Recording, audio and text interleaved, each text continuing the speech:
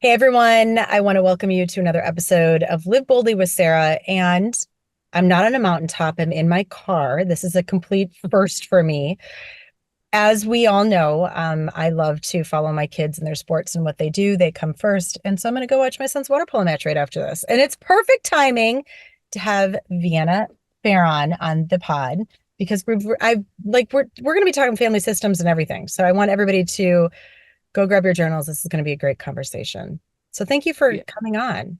Thank you for having Welcome to me. my What car. a good layup here. Yeah, welcome to my car. Welcome to The my intimacy car. of this. And yeah, I love that we're like playing out a little family dynamic piece right now. Well, truly, I have been so excited to jump into this podcast episode with you. And I was talking to my producer yesterday about this. And I'm like, I actually called her last night. I said, is it okay? Do you think it's okay if I do this from my car? Because I really want to watch my son's game. And she said, I think it's you modeling the behavior of which this is Totally. what you model, which is you need to do what you need to do to be there for your children because they come first. Mhm. So I'm excited about this. This is going to be fun. Well, what a good way of prioritizing your son Yeah, to talk about the origin wounds, right? I And know, right? obviously we'll make mistakes as parents and we'll get things wrong, and obviously we drop the ball sometimes. But I think the display of is he gonna after this match say, "Mom deprioritized me"? No. Oh, he already, So not at all. He already jumped. He yeah. came over and he said, do you need anything while you're doing this? We've got food, we've got Oh drinks. What do you need, Mom? I'm like, no, I'm good. Thanks. I'll see you in an hour. So, yeah. well, let's dive in about you and first of all, how did you get into this work? You are really known as this and very sought after New York family therapist, marriage and family therapist, and you dive really into the family of origins. And Mhm. how did you get into this? Let's start there. Yeah, I mean, certainly my own story. I didn't know it at the time. When I always say that therapists get into this line of work, whether we know it or not, to resolve that which is unresolved in our own lives. And I didn't know that I needed resolution. When I started grad school, I was like, my parents' divorce didn't affect me. I'm good. I'm fine. Like all is good, right? Like nothing to see here, folks. And then I learned my lesson pretty quickly. So if I rewind a bit, my parents went through a 9-year divorce process, which was the longest in the state of New Jersey at the time.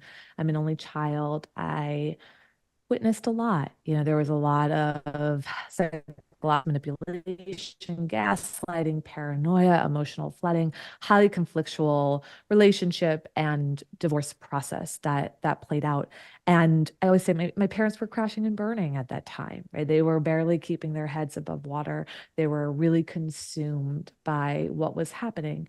And as a little kiddo, watching all of this go down, I learned to fly under the radar because, from my perspective, I didn't believe that there was much room in the family system for me to not be okay, too. Right. From my vantage point, they were not okay. And to add an additional layer of not okayness just felt intolerable to me. Now, if we asked them, they might have said, of course, there would have been room for you to not be okay. But from my perspective as a 5, 6, 7-year old kiddo, it's like, ooh, there's not room here. And so the path that I took was one of getting really good at the things that I put my mind to, not needing much from anybody around me. That was a coping strategy. It was my protective strategy. And I, moved through life as a little girl who had no needs. And I became a woman who was very needless and boundaryless in my adult life. And it wasn't until I went through grad school, obviously, to become a marriage and family therapist. And I think, from an unevolved place, like if you had asked me at that point in my life, it's like, well, I'm the friend that everybody comes to talk about relationships and they want my advice and, all of those pieces. But I also knew on some level that the education that I had received around making a relationship work, right, Right. was not great. And so there was a part of me that knew that I was really going to school to learn how to partner well and to how to maintain a relationship. Neither one of my parents remarried afterwards. Neither one of them really dated afterwards. And I didn't realize it at the time. But when you think about the messages, these implied messages that we receive, it was like, whew, you got one shot and one shot only, like this is it. And you don't get to love again in life. And so, yeah, I really went into it for my own education, not fully realizing that there was a lot of work that I needed to do on myself in order to walk through life. One, moving towards my own healing, but of course, as a therapist and being able to walk alongside other people who are also looking for their own healing and their own resolution. So, absolutely, my own personal story was a huge push into this field. It's interesting. My very first coaching client was a professor of psychology from a very well-known New York university. And Mhm. I'm not a therapist, I'm a coach. And what she said to me was, I want somebody who's been there, who has walked through it, not who Yeah, has simply read from a book. And I think it's right. what you're saying is exactly what we need is regardless of the profession, leaders need to continue learning how to lead. Mhm. Therapists need to continue doing their own therapy. Coaches need to continue working down their own path too and modeling the behavior that we are Right. asking others to actually step into themselves. So Yeah. kudos for you. I'm going to grab this right now. Uh-oh, uh-oh, uh-oh. Welcome to my car, Welcome to right? the car studio. Welcome to the car studio, the origins of you. So this was sitting on my table over Mother's Day, and some of my kids were even asking me about it. So thank you for that. Yeah. And I want to dive into the book because into the work that you do. I took your quiz, by the way, and I also want to talk to you about that because that was very interesting for me. So tell us a little bit about the book. First of all, personal question for you. Did you know you were going to write a book? I did not know that I was going to write a book. My husband knew I was going to write a book, and he kept pressing me on writing a book. And we have this running joke that it takes me 2 years to take his advice before I implement anything. Like I really have to mull it over. Right, right. And my husband he actually got a book deal, and then his agents were just poking around, and they're like, does Vienna have agents? And he's like, no, she does not. And then they really jumped in on it. And so, I had pushed it off for a long time. And a big part of it was that I really felt like I needed to earn the right to Ooh, write this book. And listen, maybe we can dive into that and really unpack wow. what led me to that place. But I went through the academic path, and I didn't want to prematurely write a book. I really wanted to get to a place in my own life and in my own career where I felt like, okay, I can really write about this and offer something that is profound and powerful to others. And, I think anybody can write a book today, and that's incredible. And whatever that expression of self is, more power to you. And also for me, it felt so important to just honor and respect our field and the work that so many of us do and all the folks who came before, and really just get to a place in my professional work where I was like, okay, I actually can present something to the world that I think is going to be supportive for others. I think that's a beautiful thing that you just said is even admitting to the fact that I didn't know if this Mhm. was something that I could actually just go and do. And I had that same thing when I was writing my book. I was like, I don't know. Am I capable? Am I worthy? Am I Oh, ready? yeah. I mean, what are you waiting for? Like, Mhm. you know what I mean? Like, what are you waiting for? The world needs the work now. Yeah, there were a lot of lessons in, birthing the book, to be honest. And it was funny because I talk about these origin wounds in the book. I talk about 5 origin wounds. And here I am just coming face to face with them too, in the Right. writing process, where I'm like, how do I write a book that every single human who possibly picks it up can see themselves in the page and is on like, gosh, right? And like, how do I make sure that every person's story feels validated in these pages? And I had to put some of that down. It was like Mhm. this part of me that was so used to make sure you don't disappoint someone, make sure you don't let anybody Yeah. down, right? These old storylines were even coming up when I was trying to write this book. And, of course, from a like very well-intentioned place, I wanted to write in such a way that people would be able to receive the words. But that wasn't for me to control. My work had to be, you have a message, and some people are going to be able to hear that message, be ready to receive that message, and others might not be. And you don't get to have a say in that. You don't get to control that. And so, oh my gosh, in the way that birthing of anything, is, I always say, like, oh, that lesson in release of control, comes over and over again. And that was no different with this project.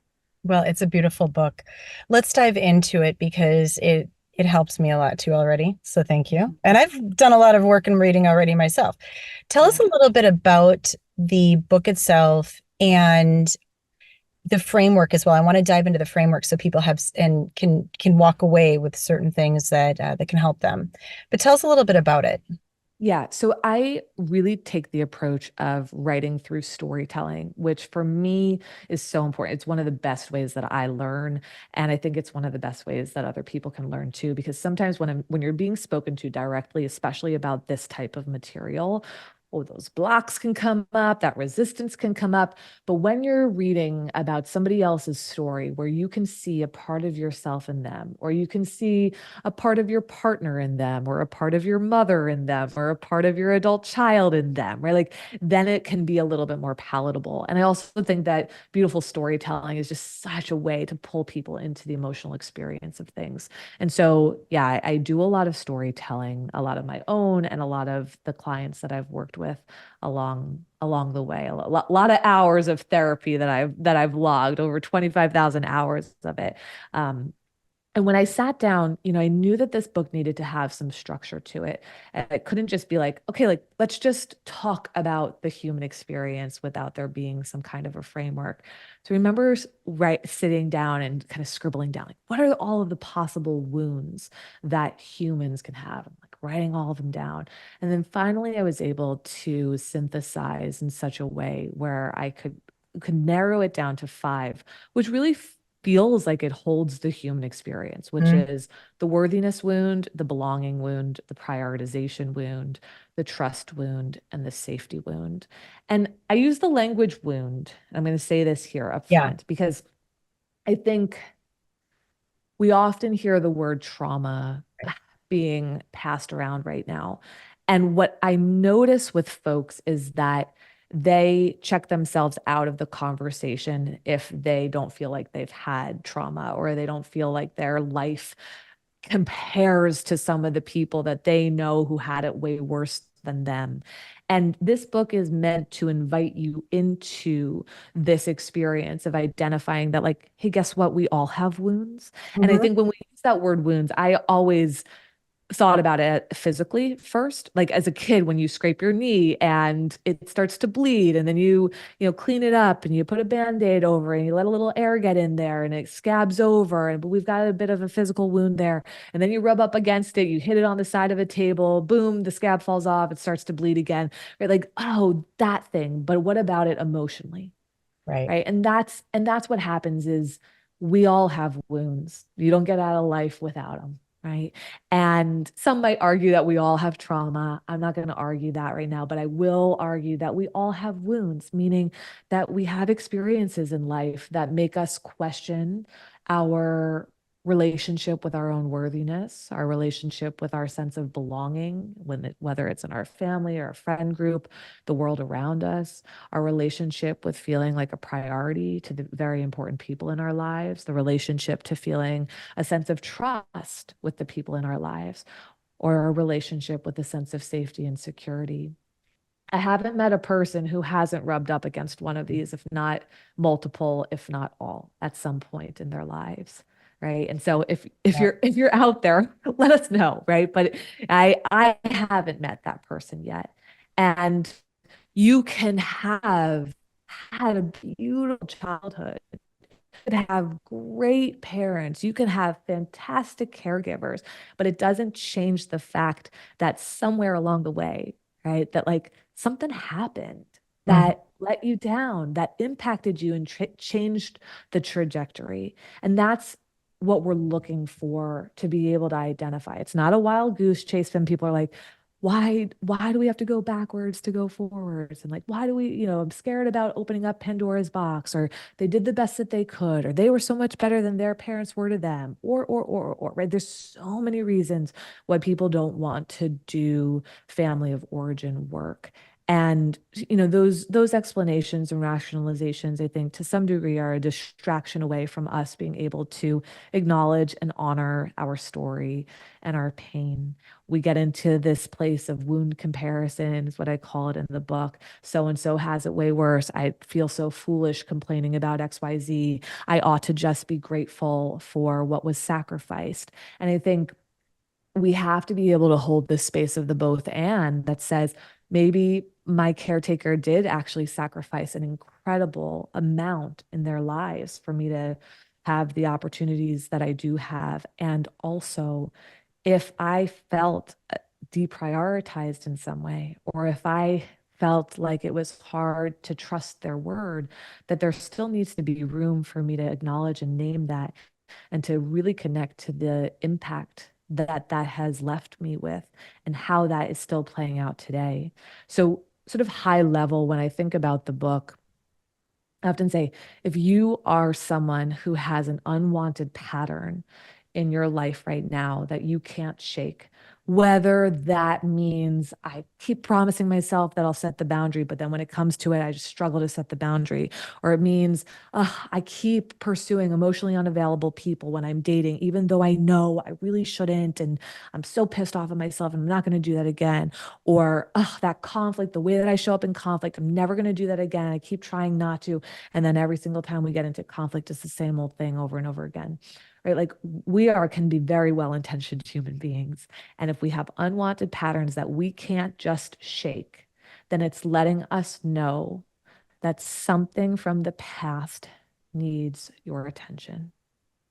And maybe I'll take that one step further, is that something from our past needs our attention because when we're kiddos, when we're teenagers, and something goes down, we don't sit there and think, hey, let me just witness my pain and grieve and process this. No, what we do is we survive our way through it, right? We do. We white knuckle our way through to the other side. And so what happens is we have these things that occur, and sometimes it's big stuff, and sometimes it's smaller stuff, but it's impactful stuff, and it logs itself. And we just continue on with life, going on about our day. And we don't actually ever turn back. And this book is about turning back, not staying there forever, right? Again, not going on a wild goose hunt. We're not trying to throw parents or caretakers under the bus. Mm. We don't have to hate anybody to do this work, right? You can have whatever experiences that you're going to have. But I find it to be true that unresolved pain, unacknowledged pain, will find really clever ways to present itself over and over and over again so that we will actually turn our heads towards it and pay it some attention. So I say, patterns are pain's way of grabbing for our attention. Right? Those unwanted patterns are pain's way of saying, hey, tug on the shirt. Can you just look here for a moment and spend some time with me? You realize that you really hit on every single note that I took. Right. You really have. I was like, oh, she hit on that. She hit on that. There were so many things. Interview's over. Great. I well, because there's so many things that you talk about that as a mom that's lived through her own trauma. I'm 50. Mhm. Uh, Congratulations. You're going to be a mama of two now, right? Pretty soon. Yeah, pretty And I've soon. got three. Clearly, I'm sitting in my car doing a podcast episode with you so I could go and spend time with my son, watching him. And as a single mom for the last 11 years, coming up on 11 years, who is the best way that I can explain it, turned her life inside out, not the same woman as I was, love the woman I am today because I've been doing this work. There were so many things that you touched on in the interviews I've read or listened to, at the book that I've read, that I wanted to highlight. And you literally have highlighted so many of them. So thank you. It's like we are in sync here. I'm going to share a couple of them with you. Okay. Because I've got a lot of listeners that will 100% relate to this. And I wrote these down. We are not in a box, and we are not, yeah, we are not in a box. We are not, as humans, in a box. So how we internalize our pain is going to be different, one Mhm. person to the next. So this whole idea of wound comparison, which is, I Yeah. actually wrote that down, is really important, because comparing ourselves to another's wounds, comparing ourselves to another person, which is something that comparisonitis is something we all do. We've probably done at some point in our life. It holds us in a state of not being able to step into that version of self that we ultimately Right. are here to step into. Right. Mhm. And so those were a couple of things that I had written down. And then the other thing I just want to Can touch I expand on that for a a second hundred too? percent. Go for Because it. I think whether you actually, if the comparison is, oh, my story doesn't even come close to this other person's because theirs is so much more painful or worse than mine, or if, oh, mine is so much worse than Right. that, regardless of the way the comparison happens, it it often keeps us stuck in that story as Yes. opposed to actually dropping into needing to experience what's there, needing to honor what's there, needing to witness and grieve alongside it. And it is really fascinating too, where it's like we don't fit into these boxes. So even though I have this framework and I'm talking about these five wounds in the book, your story, you and I could have the same facts to a story. And the way you internalize it could be totally different than the way that I internalize it. So, for example, if someone's dad abandoned them when they were 5 years old, one person might internalize that as a worthiness wound. You left because I wasn't good enough for you to stick around. The next person might internalize it as you left, and now I can't trust the people I'm supposed to trust in my life to actually be here for me. Right. And so we've got a worthiness wound and then a trust wound that are being activated there. And so our goal here is not to say, oh, yeah, check, check, check. That happened in my life. So here's what this means. No, our goal is to say, to look at our story and say, how have I internalized? Like, what messages about myself have I believed based on the things that have happened? I'm not good enough unless I'm perfect. I don't belong anywhere because I've constantly been othered. Other things are more important than I am. Family secrets have been withheld from me for decades, so I can't trust people to tell me the truth. When I'm a kid, you put me in reckless positions over and over again. No one is ever thinking about my well being and taking my interest into account. Right? Thinking about your story and thinking about the way that the story has that then has shaped your narratives about how you feel about yourself, how you feel about other people, how you relate to the world at large. Okay. So just to also, for those of you taking notes, trust, worthiness, belonging, safety, prioritization. Those are the five, right? So can you have two of them at the same time, three of them as we're going to kind of like Mhm. do a little pivot here off trail. As a hiker and climber myself, that's what Mhm. I call it. We're going to route find for a moment here. So can you have more than one at a time? And then let's also go back into, can they resurface in your life? Mhm. You can have all five at once There you if go. you're really lucky.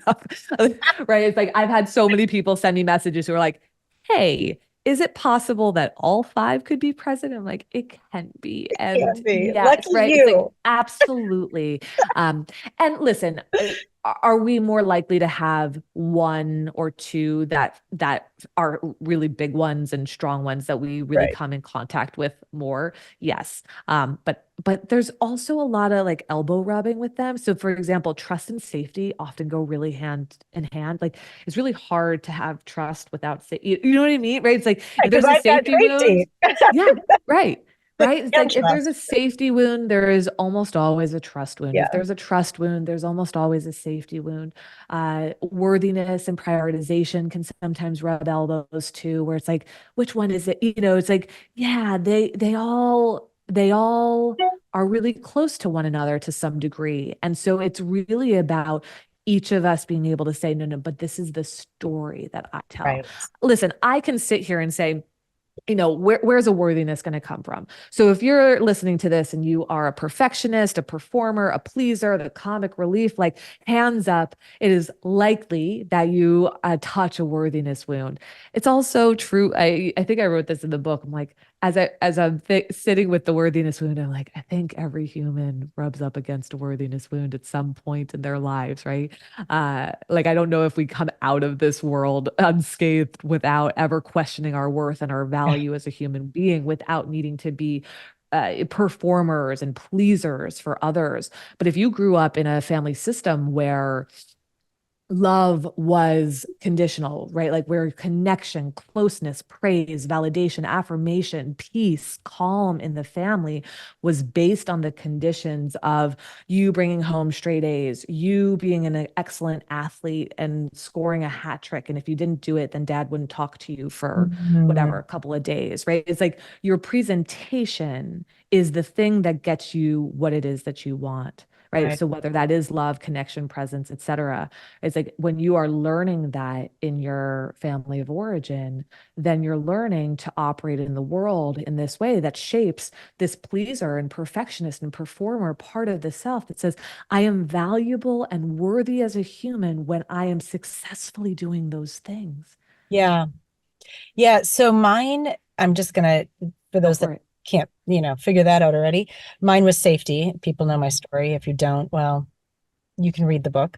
So people, I'm like, because here's the thing, like there were so many things that touched on. One was the fact that I remember I went through a massive trauma at 40. I found out that my husband had been betraying me for most of our marriage, and then he came out as gay. Mhm. So, and I've got three sons, and so they were my priority in life from the get-go. And I remember the very first thing that I said to myself was, I am not going to stay in this story.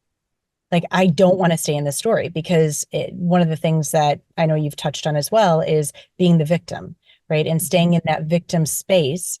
And for me, it was I need to get out of this. I need to figure out a way of getting out of this. One of the ways this is going to tie into what I'm also going to question you on, I have a question for you on. One of the ways that I did that was I would grab my paddle board and go and paddle with whales and dolphins. I go climb mountains. One mountain led me to the next tallest mountain, led me to the next tallest mountain, which led me to route finding the most dangerous and difficult, routes in the United States, which led me into this work of guiding people through the Grand Canyon, which also, by the way, is a metaphor of our own Grand Canyons in life, right? Mhm. So when I was doing this quiz and the safety piece came up, of course, what goes right away was I came from a really good family. And people say that Mhm. all the time with me. They're like, you came from one of the most stable families that we know. And I did. My family and I were super close. The thing that was my trauma, right? I went through two, one at 17, the second one at 40. That's the piece that threw me into the trust Mhm. and the safety. Now, here's my question for you. We're going to get a little personal here.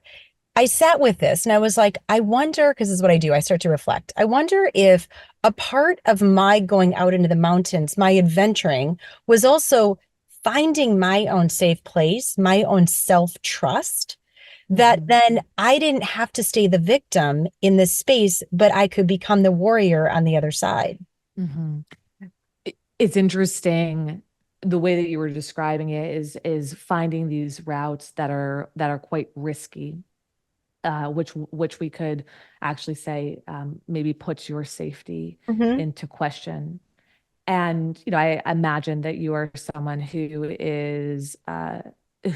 who takes good care of yourself and prepares and plans properly Oh, for yeah. these routes and Oh, doesn't yeah. doesn't go into this recklessly. No. And so I think there's something very important about con contained Mhm. risk taking, Right. right? Contained initiations. Um, I've talked about this. My husband and I will sometimes be like, do you think like people, children, if they don't have to face something hard in their lives, like if you actually give them a non-traumatic upbringing, like can they become excellent at something?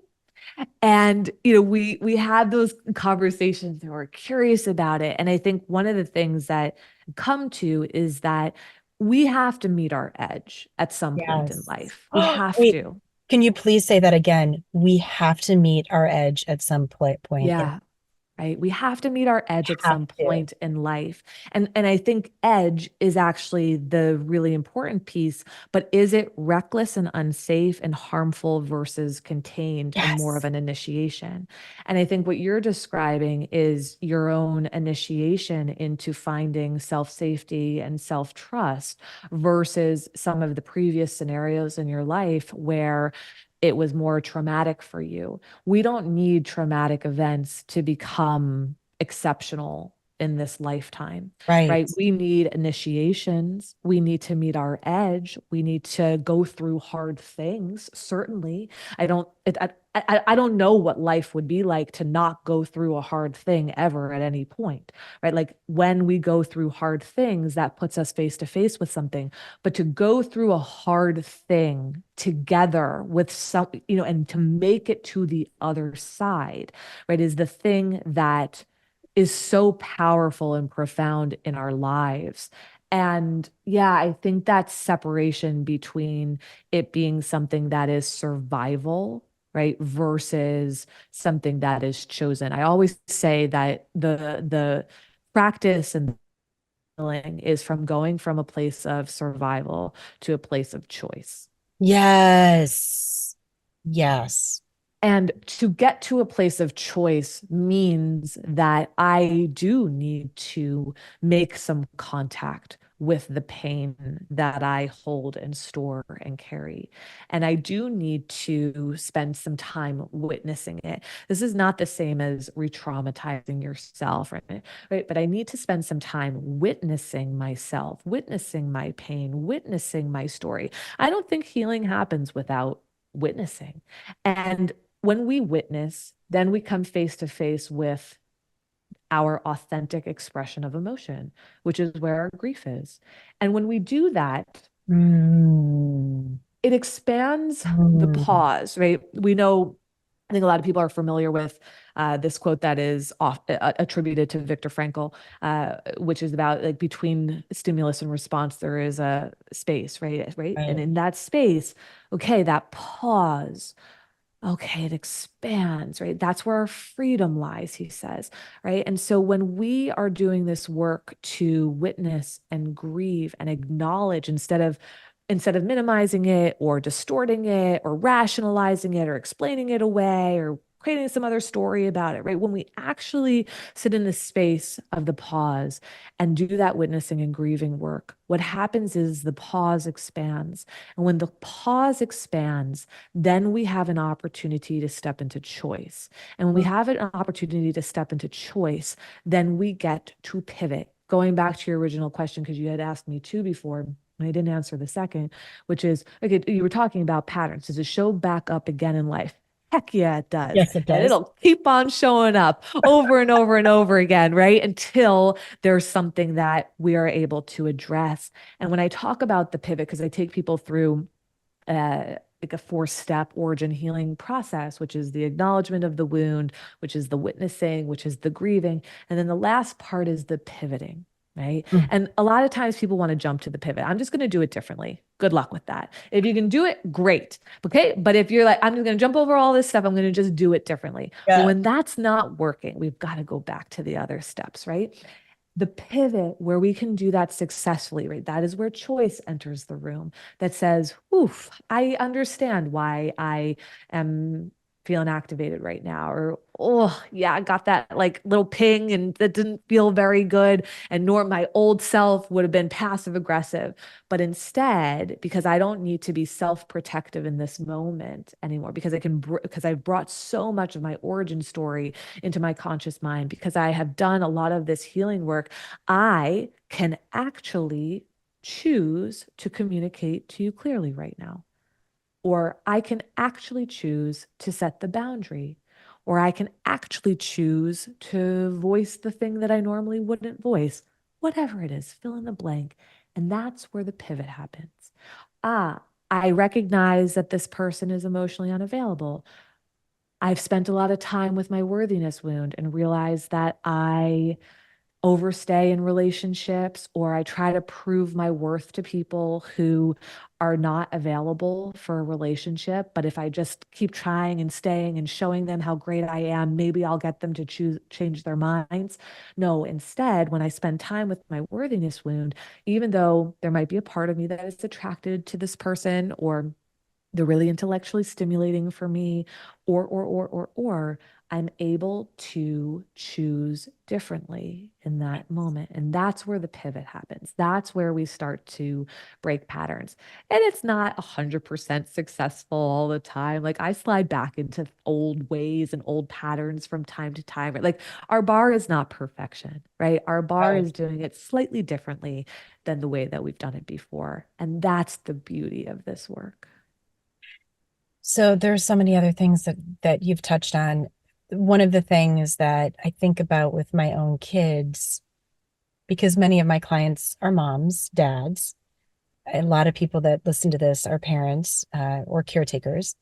And when I think about my own kids, I, coming out of my trauma, wanted them to feel successful, to get successful, to be successful, whatever success looked like to them. Like we were just talking over Mother's Day about this. I said, my oldest son said, look, to the youngest son, if you're going to be the dog walker, if you're going to be a dog walker, be the best damn dog walker that you can be. That's all you got to do. Just step in and do it with passion. Do it with Mm, your greatest purpose. Do it with your gifts. And I think about with them, and when we all went through this as a family, I went into what are your gifts? What do you all love to do? And make that a part of your therapy. mm, Allow that to also allow the story that we are in as a family to transform through your gift so that that can become your therapy, part mm, of your therapy. Not, I mean, obviously they had their own therapist. And also so that you can use this story to feed your gifts and become that person, whatever that looks like for you. Right. mhm, And I mhm, think about, with me climbing mountains in whatever it is that people are doing, whatever way that they're doing it in order to whatever their container is. For me, it was about transforming the story through the walk, through the journey. So mm, every time that I would get up to my edge and look out, I wasn't seeing the same thing. I wasn't seeing myself the same way. I wasn't in my story the same way.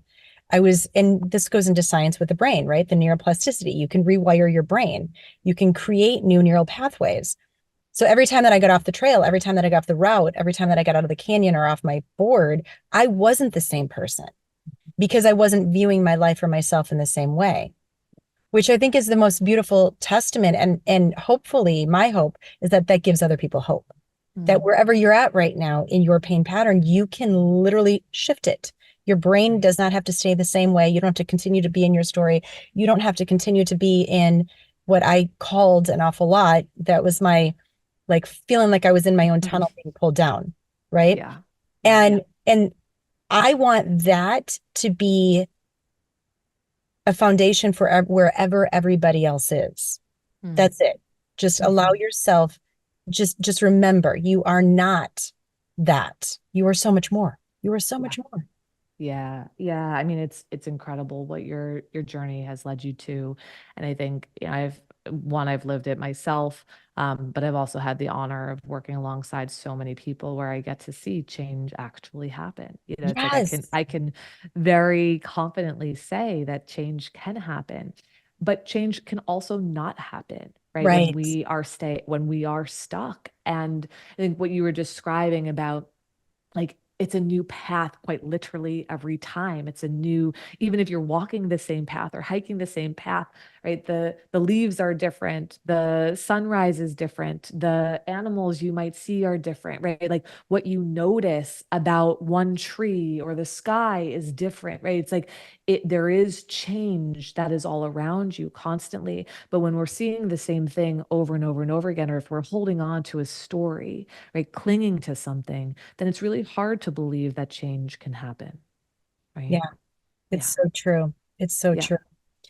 So one of the things that I want to also, you said I was listening to a podcast on the way down, and I was like, you go. This is so good. You made a comment and you said, don't throw your parents under the bus. Mm. Mhm. And I want to thank you for that Mm. because I think so often, especially with teenagers, I'm just going to call it out. I've got a son that's still a teen. They find, you will find what you're looking for. So if you're looking for somebody to blame, you're going to find somebody to blame. Yeah. If you're looking for you to point the finger elsewhere instead of actually stopping and taking responsibility and accountability yourself for whatever it is, you're going to find it. Mhm. People will find it. And especially in the world of TikTok, I'm not on Oh yeah. TikTok. I know you're on TikTok, which thank you because you're a great one to be on TikTok. Um, You know what? I'm mostly on Instagram, but yeah. someone I can't even spend a moment on TikTok, but I have somebody who runs something over Oh, that's good. Okay. there. Well, and I just want to say that I think it's so easy for us to throw other people under the bus, and we need Mm. to be a community, a society of also taking responsibility for our own actions and choices in how we want to live our life. Yeah. It's it's a really important part of my work because one of the things that I always say is that context will never excuse behavior, Hmm. but it helps us understand the story. And Yes. I think one of our goals is to be able to hold, to whatever degree that we can, compassion and grace for others. And again, that does not excuse the behavior. It doesn't make what happened okay. Right. At the end of the book, I share an exercise that psychotherapist Michael Kerr offers, which is to think of your mother as your grandmother's daughter and see how the perspective shifts and changes. And I love that. Again, not because I want you to make excuses for anyone, but because I want people to remember that we were all tiny humans once in likely flawed family systems, in storylines that maybe we know something about, but also maybe we know very little about. And who people became, right, was based on the life, the things that they witnessed, observed, experienced. And, maybe they didn't take responsibility for their pain at any point along the way. And because of that, they've passed it along to you. They've become abusive parents. They were reckless, they were this, they were that. And again, doesn't excuse their behavior. And also, what happens when we remember that all of us were tiny humans once before? And maybe the listeners right now can think about that and notice what comes up. Do you hate that exercise? Do you like that exercise? Are you I love cursing that that exercise. exercise? No, Mhm. I love, love, love that exercise. And I've done it many times. Yeah. We were at our Mother's Day lunch, and my mom passed away in 2022. My dad was there, and it was just this last weekend, obviously, and it was also my son's graduation. And I almost started to cry when my dad looked at my sons and said, my grandfather went to one of his football games in college, and he Mm, bet against the wrong team mm, because because of his own family system, right. right? And my dad said to them, please make sure, like, please understand, we see the amount of sacrifice that happens as parents. We live it, right? We understand it. And it is also important for us to understand where our parents were at that time, where they are right now, and use it as our own educational tool, Mm. right? Like forgiveness is a big thing of mine. Forgiveness and understanding, acceptance, and Mhm. work through that for yourself. Yeah.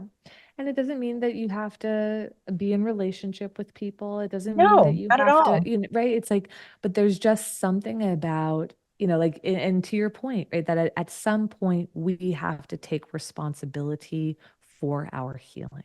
Yes. What happened to us as kiddos, what happened to us at 17, that doesn't have to be our responsibility. We don't have to take any ownership for I'm a that it is not our responsibility as children to have good boundaries, right? Like Right. it is always the adult's responsibility to operate in a way that makes it so that as children we get to exist in the world as worthy, valuable, prioritized, belonging, sense of safety, security, trust, all of that. So there's no child on earth that we're going to blame for anything.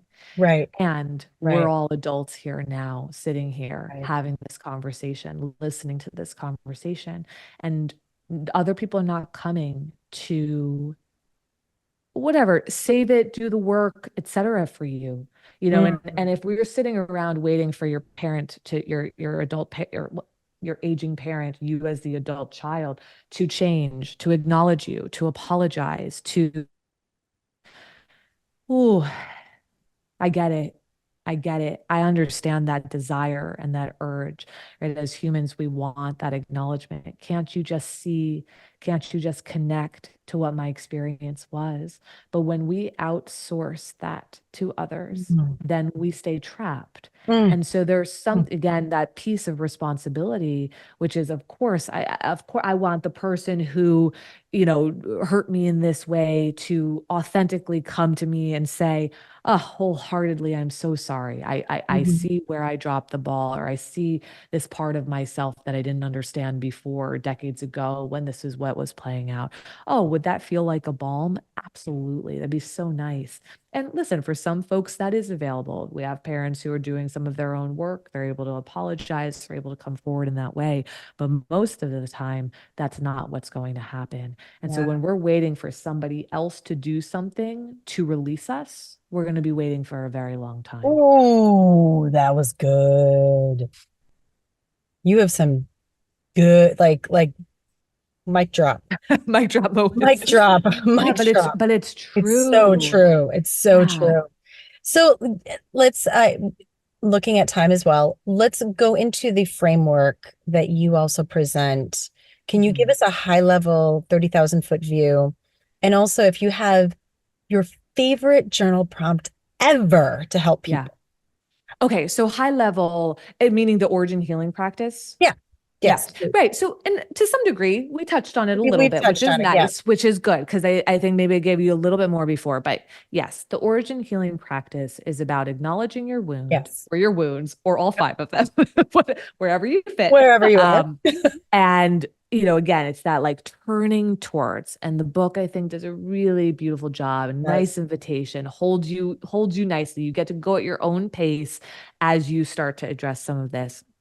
Next part is the witnessing. And Mhm. what's nice in the book is I really walk you through this. And of course, you can get the audiobook if you want, but if you don't want the audiobook, but you still want to be led through it, uh there's a website that you can go to where I speak you through, like I guide you through this practice. I always think it's funny in books when they're like, close your eyes. And then you're like, but how can I read the rest? Yeah. So we Favorite made line. sure. I think so. We made Favorite line. sure that there was a place that you could go if you wanted to actually close your eyes and be Yeah. guided through this. So we go through the witnessing part. There's a lot of visualization that happens in this space, and Beautiful. I'll check our yeah. Do maybe very quickly, I'll say part of what my personal work looked like here, and I very briefly mentioned the divorce process and what it was like for me as a only child. It brought me back because there was a lot of gaslighting and manipulation in my family's specifically from my dad, it was very hard for me to know what was always true or not true. And so Right. one of the things as a kid that I did was that I'd sit at the top of the stairs and listen in on the conversations, or I got really good at picking up the second line upstairs when they were yelling at each other and like clicking in to hear what the conversation actually was. And that was part of how I was informing myself on what was true and what was not true. Not a role for a 7-year-old. Yeah. And I remember in the witnessing part of this practice, part of it was needing to close down my eyes and reimagine my 7, 8, 9-year-old self perched Mm. atop the stairs and just seeing this little girl really scared and yeah, just like having a childhood that was filled with that, you know, Mm. and observing her, being there, witnessing what it was like for her to go through that, to feel the need to sit there, listen in, and get that information because trusting and safety was just not available. And Mm. it, and to just see her there, you know, and spend some time with her and acknowledge her. I mean, that's the beauty of the witnessing is that we can do a self-witnessing. It doesn't always have to be with the person who put the pain there in the first place. It's beautiful when it can be, you know, a loving partner, a dear friend, a therapist, a coach, right? So there's, you know, I think being witnessed by another is so powerful. But to be witnessed by the self, right? Like adult me with little me was really profound and powerful. Third part of it is the grief part. I always say, when stuck, grieve more. When stuck, grieve Oh, more. When stuck, I love grieve that. more. Right. And so again, just that natural, authentic expression of emotion that comes out when we do the witnessing. And then that last part is the pivot. Again, like I was describing before, we can't jump to the pivot as much as Right. we want to, but when we actually do our due diligence in that witnessing and grieving space, the pivot, not that it comes easily at any point, right? But it opens up quite a bit more where we can start to choose differently. That's so beautiful. Okay, so a good prompt. Well, one of the questions that blew me wide open when I was in therapy was, uh, what did you need as a child, or what did you desire as a child and not get? And don't answer this question quickly. Don't put a comma or a semicolon at the end, right? Where it's like, well, I wish that my mom would have been around more, but she was the breadwinner and she was doing this. And so that's why she was taking care of us in that way. And da, da, da, da. I don't need your explanation. I don't want your explanation. I don't want your reasoning. I want your sentence and your period. What did you want and need more of as a kiddo and not get? And so yeah, if you can sit with that and not rush through it, or certainly don't give the answer, I got everything that I needed. Really challenge yourself in this space. Right. Really challenge and see what happens there. And then maybe the second thing that I'll offer is notice where in your life you are the most reactive and with whom. Oh, Reactivity is an arrow that points directly to our irresolution. Always, always, always. So oh, that's good. notice where you are most reactive and with whom, and then start to get really curious about that. That's What good. I'll end with is in this work, it is so vital that we replace self-criticism with curiosity. Your behavior makes sense in context always. So the part of yourself that you can't stand, that you hate, that you are critical of, I can't believe I got into that conflict that way. I'm such a this, I'm such a that. Pause, pause, and see if you can bring some curiosity forward and ask yourself, what is this behavior trying to protect me from? Okay. Because our behavior, no matter how dysfunctional, unhealthy, problematic it is, fill in the blank, is always trying to protect us from something. And if we can start to make, and now listen, oh, it's protecting me from something, so I'm going to keep doing it. No, you got to become accountable, responsible. We got to pivot again, right? But it brings us to a place of compassion with the self. You can't heal from a self-critical place. You can only heal from a self-compassionate place. Okay. Mm, You cannot do this work if you hate yourself, if you're critical of yourself. That's where you stay stuck. So you must bring curiosity forward in order to actually open up the curtains to start working with these parts differently. mm, mm. You cannot heal from a self-critical spot. That is so good. Mm. That is so good. I'm sure that this is going to be one of those episodes that everybody goes back and listens to again and again and again and takes more notes because it was that good. I'm going Mm. to tell you something, Vienna. I've had many amazing conversations in the car because I do have boys, Yeah. and so we have our best conversations. This is by far none one of the best that I have had. So thank Oh, you. well, Truly. Like maybe you're I've going to had a lot start. of great ones. Well, maybe your podcast is going to start taking This is place in from the the car. car. Maybe that's the secret sauce. I think it might be. I mean, why not? People have done it from Yeah. their closet. I do mine from the car. Yeah. Great acoustics. Great. I mean, listen, to all of you that may have heard the passing car or the plane that went overhead, I'm sorry, or the whistle from the water polo match. It's all part of it. This is called life, and this is how we This is operate. life. We're So this lifing is and we're life. parenting and we're doing it. Absolutely. Yeah. This has been an absolute pleasure. An Thank you. absolute pleasure. Like truly, I want to tell you from the bottom of my heart, thank you for this work that you do. And I've been diving into your stuff, and you are absolutely exactly where you need to be or intended to be, where this world needs you, Thank you. like where this world needs you. So thank you. Is Yeah. there Thank anything else you. that you would like to leave with our listeners? Oh gosh, I feel like I plugged it You've all done in there so right at the much. end. I'm I mean, like, I'm this going to is, leave you I with this, can't and I'm going to leave you even. with that. I'm going to leave It's you a with this. therapy No, session for me from my car. So thank you. I feel complete with all of the little plugs. I I feel am like there's a complete. lot where people can chew Oh chew on this God. material. So no, it's been an honor to be here. Thank you for having this conversation with Well, me. thank And you. And yeah, thank you I for I your hope flexibility. people will pick up this book and dive in. Please. Yeah. And they can find you on Instagram, on TikTok, Yeah. where else? Yeah, Instagram is mostly where I hang out, Yeah. Mindful MFT, and then that link in the bio is where like all Yes. all the Everything. stuff is. But NewYorkCouplesCounseling.com if you're looking for a therapist. Not me, unfortunately. I'm not taking new clients, but I have a group practice.